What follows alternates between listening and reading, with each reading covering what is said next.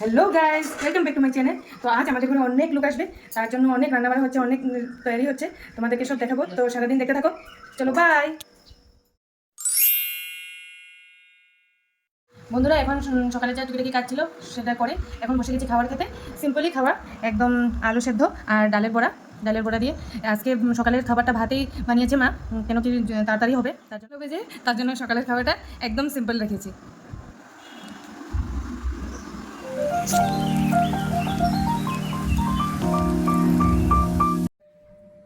তো এখানে আমি মাংসর জন্য সব কিছু মশলা মেরিনেট মিক্সিতে পেস্ট করে নিচ্ছি। তারপরে মিক্সিতে সব শেয়ার করব। আমাদের ঘরে গেস্ট কে আসছে তো এখন বলে দিই তোমাদেরকে। আমার দাদা বিয়ে করেছিল ফেব্রুয়ারি মাসে, তার জন্য ওদেরকে খাওয়ানো হয়নি, তার জন্য ওদেরকে সবাইকে আসতে বলেছি। আর রেসিপি মেনু অনেক কিছু ছিল, যেমন ডাল, বেগুনি, কচু শাক, এখন যেমন এটা টক হচ্ছে আমের চাটনি। এটা হয়ে যাচ্ছে কেন, এটাকে আগে বানাতে হয়, না হলে ঠান্ডা না হলে এটা খাওয়া যায় না চাটনি। তার জন্য এটা বসিয়ে একটু আগে তো দেখলেই মাছ মাংস সব ধোয়া হয়ে গেছে, তার মশলাও রেডি করা হয়ে গেছে। এখন এখানে সব কাটার সবজি, মাংসের আলু, টমেটো সব রেডি আছে। এখানে পেঁয়াজ ধুয়ে নিচ্ছি, পেঁয়াজগুলো ধুয়ে কুচি কুচি করে নিব। আমি কুচি কুচি করেই দিই মাংসতে, একটু মাংসের সাথে মেখে রাখবো। আর একটু কুচি কুচি করে তেলের তুলনায় আজ অনেক গরম কম আছে, এতদিন অনেক গরম ছিল, ওই হিসাবে আজ অনেক ঠান্ডাই ওয়েদার করে রেখেছে। বৃষ্টি হয়েছিল দুদিন আগে, তার জন্য একদম কুলকুল ওয়েদার হয়েছে, তার জন্য রান্না করতেও ভালোই লাগছে। অনেক কাজ আর থাকে, সব দিন আসতে পারে না।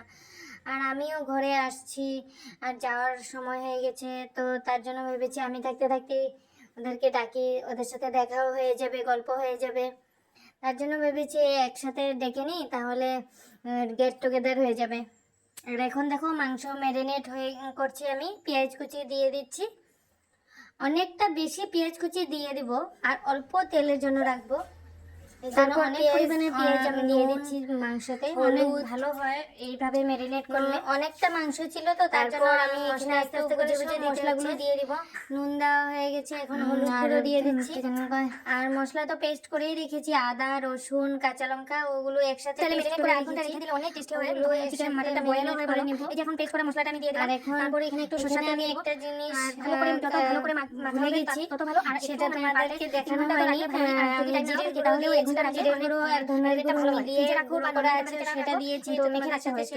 এটা একটা অন্য স্টাইল, এখানে লঙ্কা গুঁড়ো দিয়েছি কালারের জন্য, কাশ্মীরি লঙ্কা গুঁড়োটা। আর মশলা দিয়ে দিব এখন।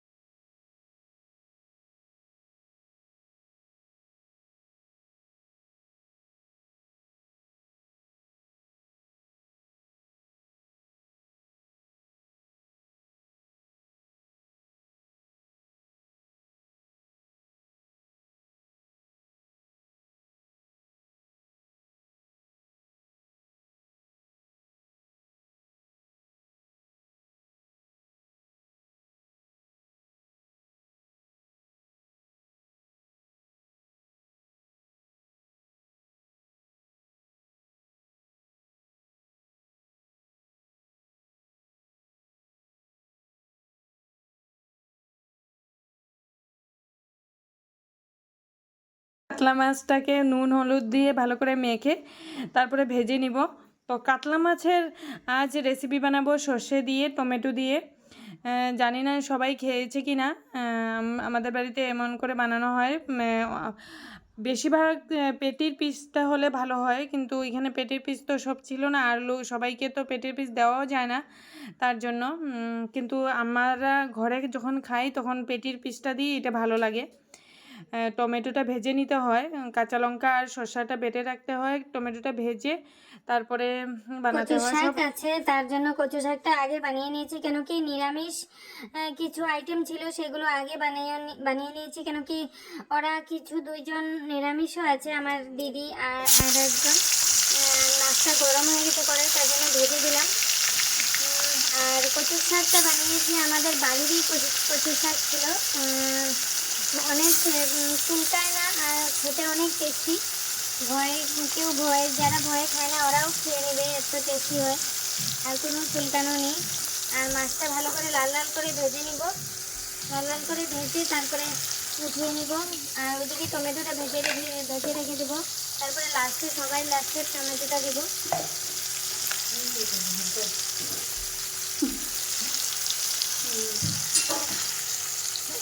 টক বানানো প্রায় কমপ্লিট।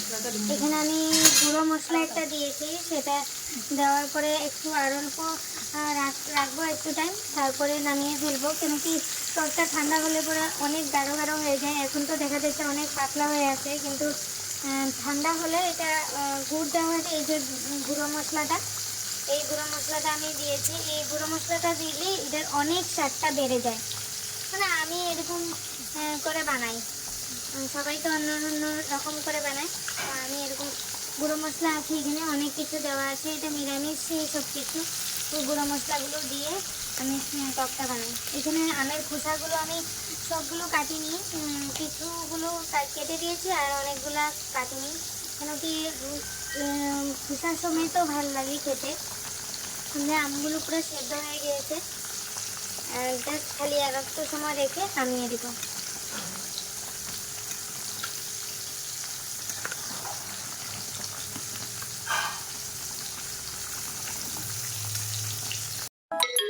তো বন্ধুরা, অনেক কিছু ভিডিও ক্লিপ আমি নিতে পারিনি, ডাইরেক্ট খাওয়া বাড়াতে এসে পড়েছি। এই যে এখানে বেগুনি ভাজছি, অনেক তাড়াহুড়োতে ছিলাম, তার জন্য ভিডিওগুলো ক্লিপ আমি নিতেই পারিনি। ওরা খেতে বসে গেছে, অনেক দেরি হয়ে গেছে, ওরা এসেছেও দেরি করে, তার জন্য তোমাদের সাথে সব ওদের কিছুই ভিডিও ক্লিপ শেয়ার করতে পারিনি। আর আমরা একটু বাইরে দিকে ঘুরতে গিয়েছিলাম, তখন কয়েকটা ছবি তুলেছিলাম, ওই ছবিগুলো তোমাদের সাথে শেয়ার করে দিব। আর এখন দেখো সুন্দর করে ওদের জন্য ভাত বাড়ছি, ওদেরকে একসাথেই খেতে দিয়ে দিব। ওরা 4 জন এসেছিল আর একজন বাচ্চা, টোটাল 5 জন। তার জন্য সবাইরই খিদা পেয়ে গেছে, অনেক বেলাও হয়ে গেছে। আর এদিকে বেগুনি দুটো দুটো করেই ভাজতে হচ্ছে, অনেক বড় বড় সাইজের ছিল তাও। আর এই যে আমার মাটন বানানো কমপ্লিট। এই যে তোমাদেরকে ফাইনাল লুকটা দেখিয়ে দিলাম মাটনের। অল্প অল্প করে তোমাদেরকে দেখিয়ে দিচ্ছি, যা পারছি ক্লিপ নিতে পেরেছি যতটুকুই অতটুকুই। এই যে আমার আমের চাটনিটা, তো সব কিছুরই অল্প অল্প ছিল, ওইটুকুই তোমাদের সাথে ভিডিও ক্লিপ করে দেখিয়ে দিচ্ছি। এটা আমের চাটনিটা খেয়ে তো সবাই বললো অনেক স্বাদ হয়েছে, টেস্টি হয়েছে। আর এটা একটা ফ্রেন্ড নিরামিষ সবজি ছিল, এটার রেসিপিটা তোমাদেরকে অন্য কোনো দিন বলবো। এটা একটা নিরামিষ আইটেম ছিল। আর এটা ছিল মাছ, সর্ষে দিয়ে মাছ ছিল, পেটি ছিল এটা। আর আরেকটা রেসিপি ছিল যেটা তোমাদের সাথে শেয়ারই করা হয়নি, এটা তেল বেগুন ছিল, তেল বেগুনটা শেয়ারই করা হয়নি। আর এটা কচুর শাক ছিল, মুগ ডাল দিয়ে করেছিলাম নিরামিষভাবে, কেন কি নিরামিষও ছিল এখানে 2 জন, তার জন্য নিরামিষভাবে করেছি। আর এইটা হলো মাছের তেল, বেগুন দিয়ে পেঁয়াজ দিয়ে মাছের তেল। এটা তো আমার অনেক ফেভারিট। আমি এটা যতটুকুই তেল আসুক না কেন আমি বানাবো এটা। আর তো খাওয়া দাওয়া করে নিয়ে একটু বের হয়ে গেছি। এই যে আমাদের এখানে স্টেশন, তো দাদাকে নিয়ে, আর আমার আরেকটা দাদার ছেলে ওটা, আর আমি গেছি, আমার ছোট বোন গিয়েছে, আর বৌদিকে নিয়ে গেলাম স্টেশনটা ঘোরাতে একদম। আর আমার বড় দাদাটা আর পিসি যায়নি, কেন কি ওরা খেয়ে একদম শুয়ে শুয়ে সবাই একসাথে মিলে গল্প করছে, তার জন্য যায়নি। আর আমরা কয়জনই গেলাম, তো ভেবেছি একটু হেঁটে আসি, হাওয়া দিচ্ছিল, আর ওখানটাতে অনেক হাওয়া, ঘরের যত না হাওয়া, তো তোমাদের সাথে শেয়ার করে নিলাম। তো এখন একটু হাওয়াও মারছিল, আর বিকেল দিকে 5টা নাগাদ এসেছি। এই স্টেশনটা আমাদের নতুন হয়েছে, আগে তো অন্যরকম ছিল, এখন নতুন করে হয়েছে। কিন্তু এখানে ট্রেন রাখে না একটাও, সেটাই দুঃখের বিষয়। একটা না দুটো ট্রেন থামে, ওইটাই। তো ওইখানে আসলে অনেক হাওয়া, কেন কি স্টেশনটা একটু উঁচুতে, তো তার জন্য হাওয়াটা অনেক ভালো আসে। এখানে ফ্যানও লাগানো ছিল, 4-5টা পুরো খালি, কেন কি এখানে প্যাসেঞ্জারের কোনো কিছুই নেই, দরকারই নেই, ট্রেনই থামে না, তার জন্য। তো আমরা একটু আগে সামনের দিকে যাচ্ছিলাম। তো এই যে আমাদের বৌদি, নতুন বৌদি, আর এই যে দাদা, তো ওরা অনেক ভালো পেয়েছে, অনেক ফটো সেলফি তুলছে। এখানে এসে এমনি নর্মাল ফটো সেলফি তোলার জন্য অনেকই ভালো ভিউ। তো বন্ধুরা, তোমাদের সাথে এত ভালো করে ভিডিও ক্লিপটা নিতে পারিনি, কেন কি ব্যস্ততা ছিলাম তার জন্য। আর কি জানি কয়, নেক্সট টাইম আর একটা সুন্দর ছোট ভিডিও নিয়ে আসবো। তোমরা বলবে আমাকে ভিডিওটা কি খারাপ, অনেকই খারাপ হয়েছে নাকি, না লং ভিডিও করব না শর্ট ভিডিওই করব 5 মিনিটের, সেটা বুঝতে পারিনি। তো আমি ভেবেছিলাম আজকে একটু ভালো করে শেয়ার করব। তো টাটা, বাই বাই।